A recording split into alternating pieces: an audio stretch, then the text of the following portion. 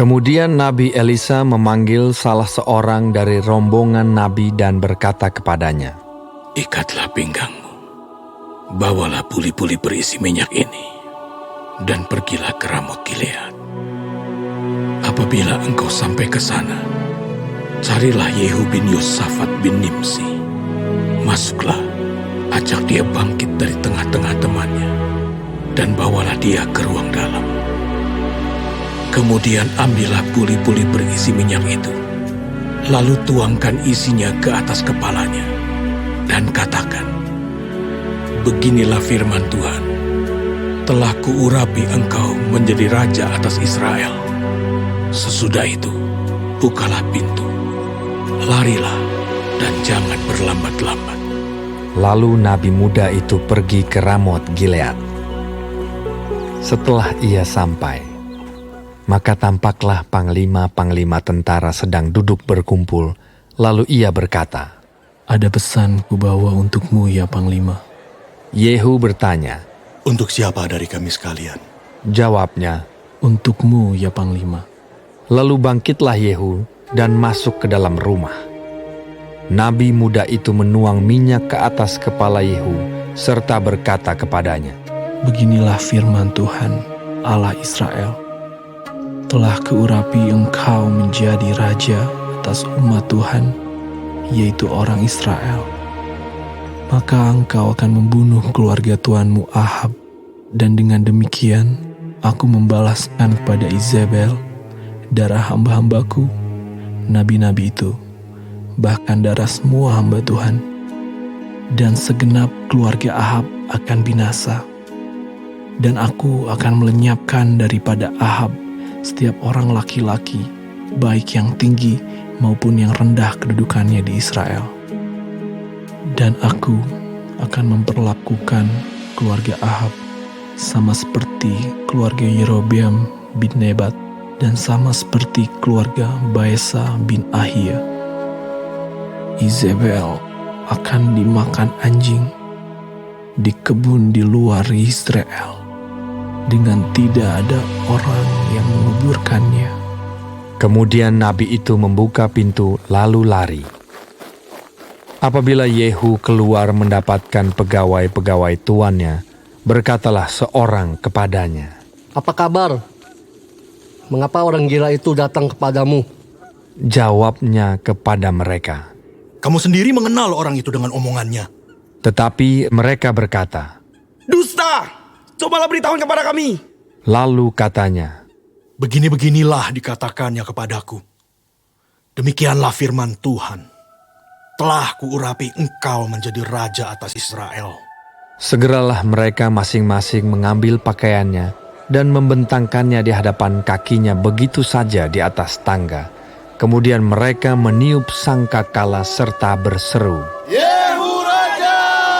Demikianlah Yehu bin Yosafat bin Nimsi mengadakan persepakatan melawan Yoram.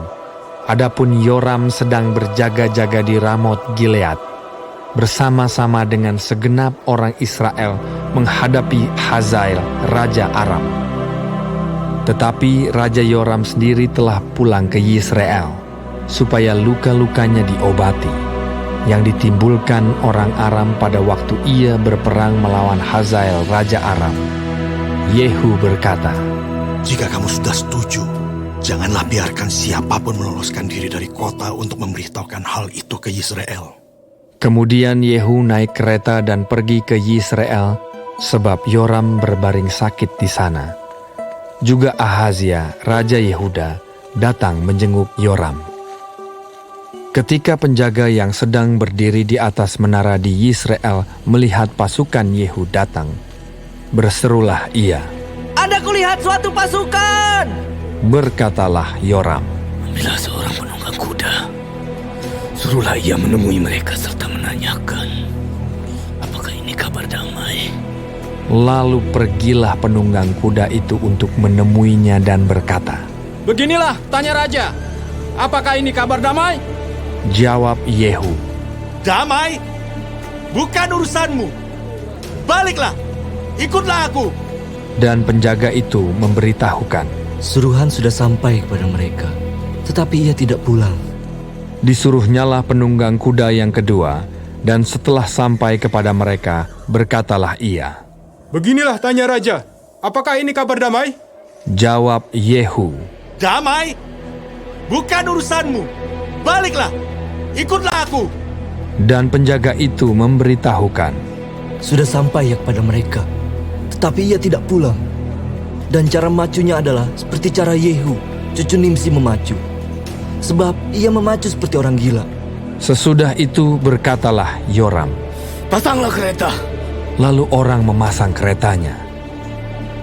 Maka keluarlah Yoram, Raja Israel, dan Ahazia, Raja Yehuda, masing-masing naik keretanya. Mereka keluar menemui Yehu, lalu menjumpai dia di kebun Nabot, orang Yisrael itu. Tatkala Yoram melihat Yehu, bertanyalah ia. Apakah ini kabar damai? Hai Yehu. Jawabnya, Bagaimana ada damai selama sundal dan orang sihir ibumu Izebel begitu banyak? segera Yoram berputar dan mau melarikan diri sambil berseru kepada Ahazia. Itu tipu aja.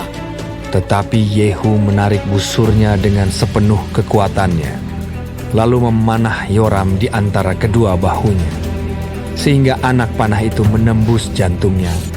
Maka rebahlah ia di dalam keretanya. Kemudian berkatalah Yehu kepada Bidkar, perwiranya, Angkat dan lemparkanlah mayatnya ke kebun Nabot orang Israel itu. Sebab ketahuilah bahwa pada waktu aku dan engkau berdampingan menunggang kuda mengikuti Ahab ayahnya, maka Tuhan telah mengucapkan terhadap dia hukuman ini. Sesungguhnya, aku telah melihat darah Nabot dan darah anak-anaknya tadi malam. Demikianlah firman Tuhan. Maka aku akan membalaskannya kepadamu di kebun ini. Demikianlah firman Tuhan. Oleh sebab itu aku angkat dan lemparkanlah mayatnya ke kebun ini sesuai dengan firman Tuhan. Ketika Ahazia, Raja Yehuda, melihat itu, maka ia pun melarikan diri ke arah Bet-Hagan. Tetapi Yehu mengejarnya sambil berkata, Panahlah dia juga. Maka mereka memanah dia di atas keretanya di pendakian ke Gur dekat Yibleam. Ia lari ke Megido dan mati di sana.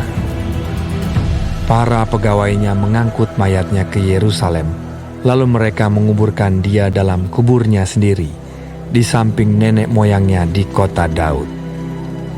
Adapun Ahazia menjadi raja atas Yehuda dalam tahun ke-11 zaman Yoram bin Ahab. Sampailah Yehu ke Yisrael. Ketika Izebel mendengar itu, ia mencalak matanya. Dihiasinyalah kepalanya, lalu ia menjenguk dari jendela. Pada waktu Yehu masuk pintu gerbang, berserulah Izebel, Bagaimana? Selamatkah Simri, pembunuh tuannya itu? Yehu mengangkat kepalanya melihat ke jendela itu dan berkata, Siapa yang di pihakku? Siapa? Dan ketika 2-3 orang pegawai istana menjenguk kepadanya, ia berseru, Jatuhkanlah dia. Mereka menjatuhkan dia, sehingga darahnya memercik ke dinding dan ke kuda. Mayatnya pun terinjak-injak. Yehu masuk ke dalam, lalu makan dan minum. Kemudian ia berkata, Baiklah, urus mayat orang yang terkutuk itu dan kuburkanlah dia. Sebab ia memang anak raja. Mereka pergi untuk menguburkannya, tetapi mereka tidak menjumpai mayatnya. Hanya kepala dan kedua kaki dan kedua telapak tangannya. Mereka kembali memberitahukannya kepada Yehu, lalu ia berkata, Memang begitulah firman Tuhan yang diucapkannya dengan perantaraan hambanya Elia, orang Tisbe itu. Di kebun di luar Yisrael akan dimakan anjing daging Izebel. Maka mayat Izebel akan terhampar di kebun di luar Yisrael.